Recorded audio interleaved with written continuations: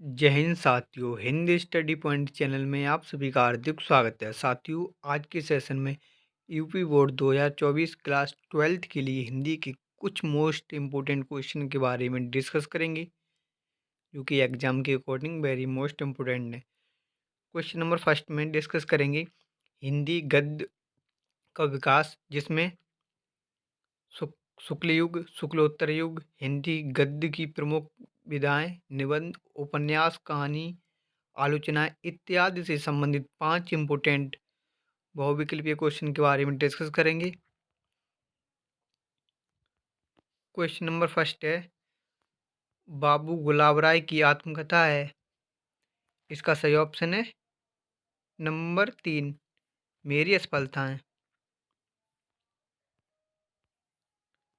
Next question है, ध्रुव स्वामिनी किस विधा की रचना है। इसका सही ऑप्शन है बी, नंबर 2, नाटक। हिंदी में खड़ी बोली का जन्मदाता माना जाता है। इसका सही ऑप्शन है ए, भारतेंदु हरिश्चंद्र को। नेक्स्ट क्वेश्चन है, गोरा बादल की कथा के लेखक हैं। इसका सही ऑप्शन है नंबर 2, जटमल। नेक्स्ट क्वेश्चन है, शुक्लोत्तर युग के साहित्यकार हैं। इसका सही ऑप्शन है number 1, Hazari Prasad Dwivedi.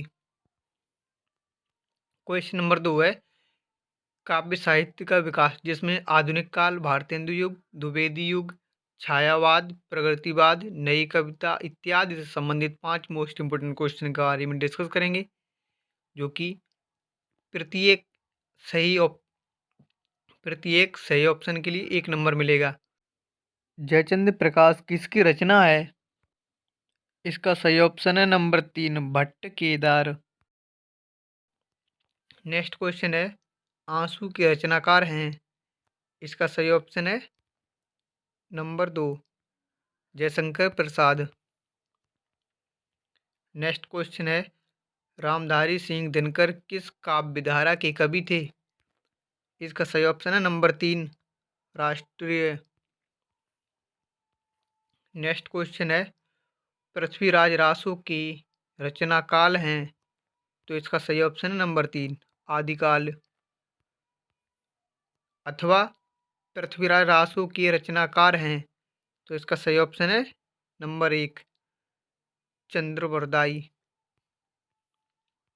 Next question है, रीतिकाल का दूसरा नाम है। तो इसका सही ऑप्शन है नंबर 1, श्रृंगार काल। रीतिकाल को श्रृंगार काल भी कहा जाता है।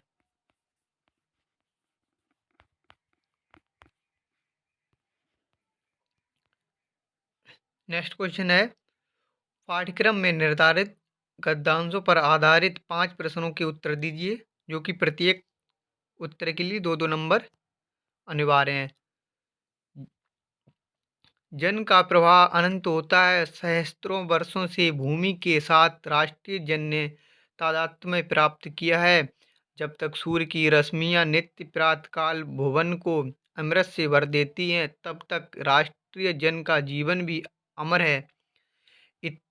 इतिहास के अनेक उतार चढ़ाव पार करने के बाद भी राष्ट्र निवासी जन नई उठती लहरों से आगे बढ़ने के लिए अजर अमर है। जन का संततवाही जीवन नदी के प्रवाह की तरह है, जिसमें कर्म और श्रम के द्वारा उत्थान के अनेक घातों का निर्माण करना होता है।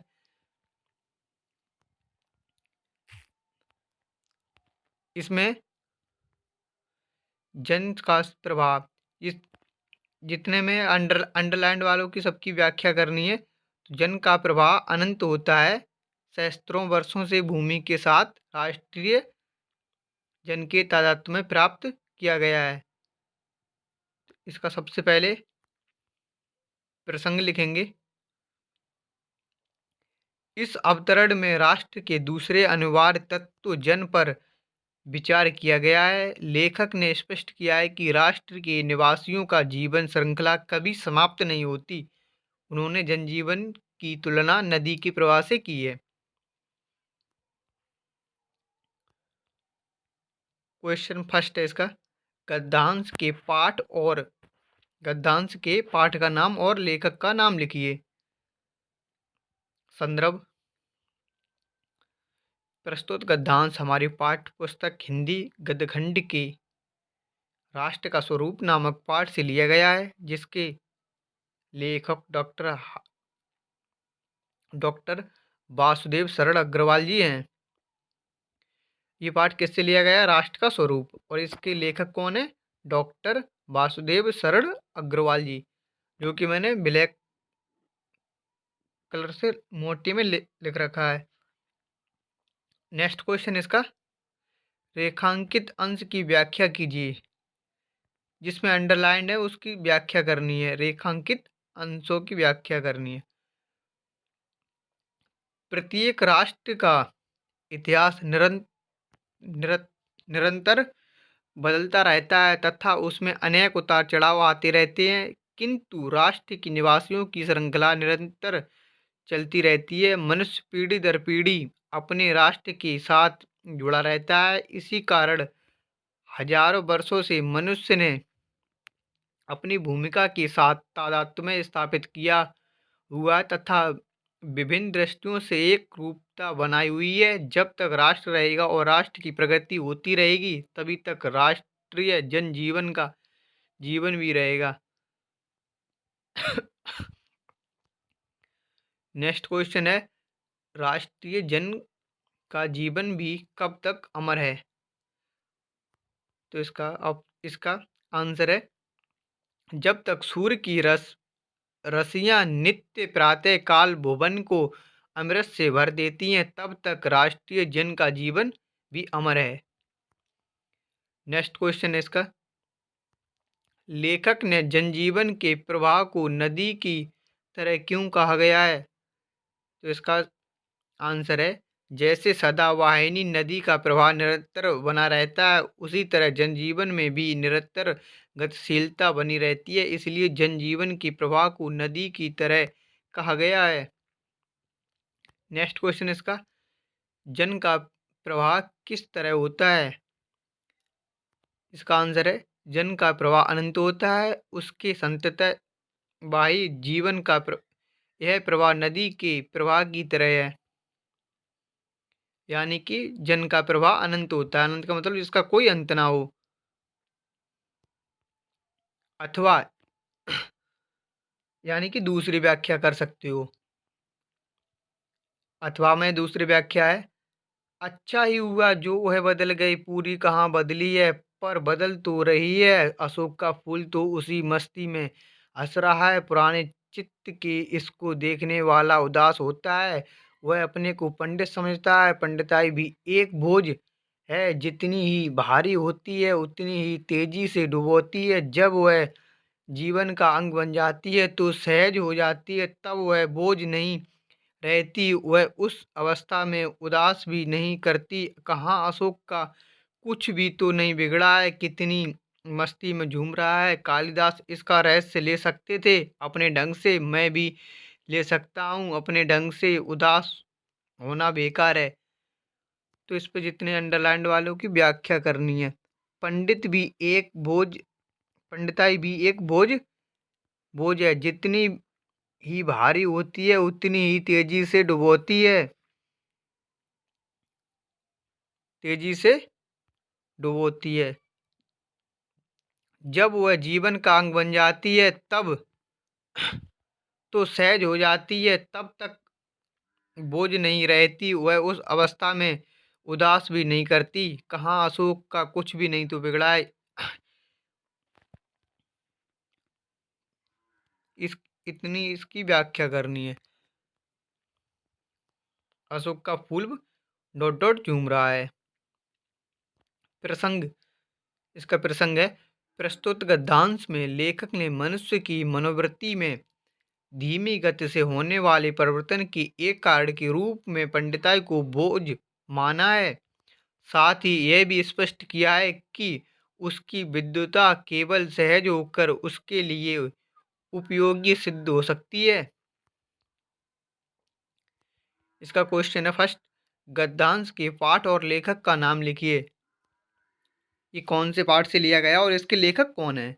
संदर्भ: प्रस्तुत गद्यांश हमारी पाठ्यपुस्तक हिंदी गद्यखंड के अशोक के फूल नामक पाठ से लिया गया है, जिसके लेखक आचार्य हजारी प्रसाद द्विवेदी जी हैं।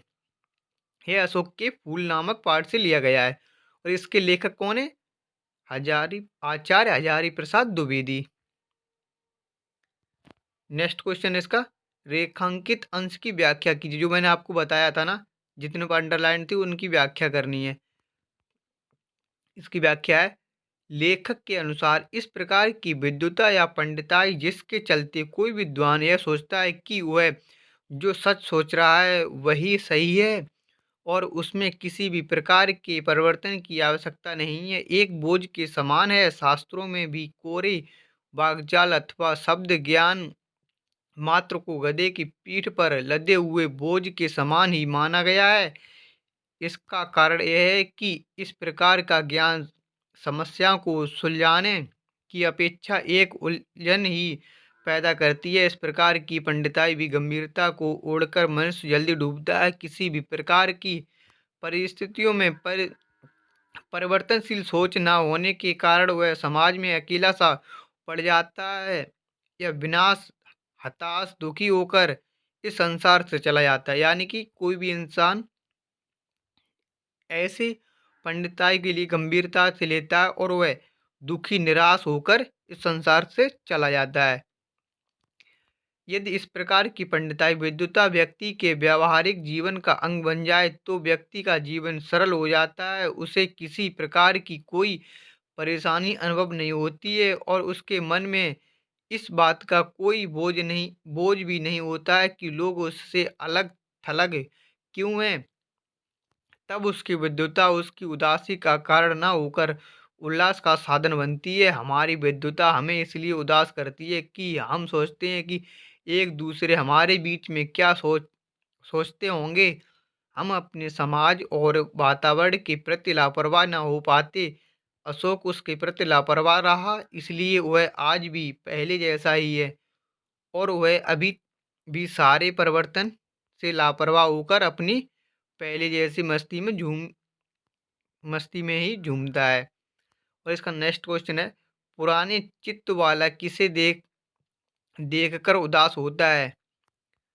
इसका आंसर है, पुराने चित्त वाला यह देखकर उदास होता है कि अशोक का वृक्ष तो आज भी इस मस्ती में हंस रहा है जिस प्रकार वह पहले हंसता हुआ या प्रसन्न रहता था।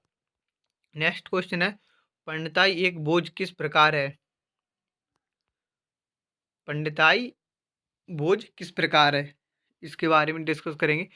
पंडिताई एक बोझ इस दृष्टि से है कि जो व्यक्ति शास्त्रों को रटकर अपने को विद्वान समझने लगता है वह यह सोचता है कि जो वह सोच रहा है या जो उसने पढ़ लिया है केवल वही सही है।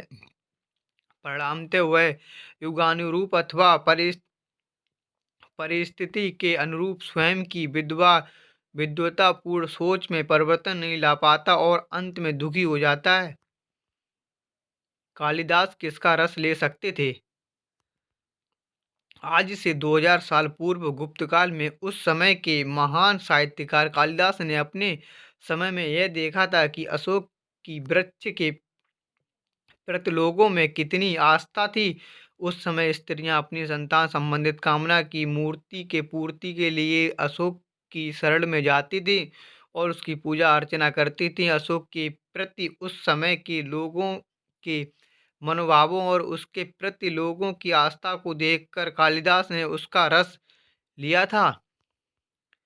अगर आपके लिए इतना अच्छे से मालूम है या आपने अच्छे से पढ़ लिया है तो आपके 20 नंबर कोई भी नहीं रोक सकता है। यूपी बोर्ड 2024 में हिंदी में कोई भी नहीं रोक सकता है। और नेक्स्ट जो बच गया वो नेक्स्ट वीडियो में आपको हम बताएंगे। चैनल को सब्सक्राइब बेल आइकन ऑन कर दें जिससे न्यू वीडियो नोटिफिकेशन सबसे पहले आपको मिल सके। जय हिंद।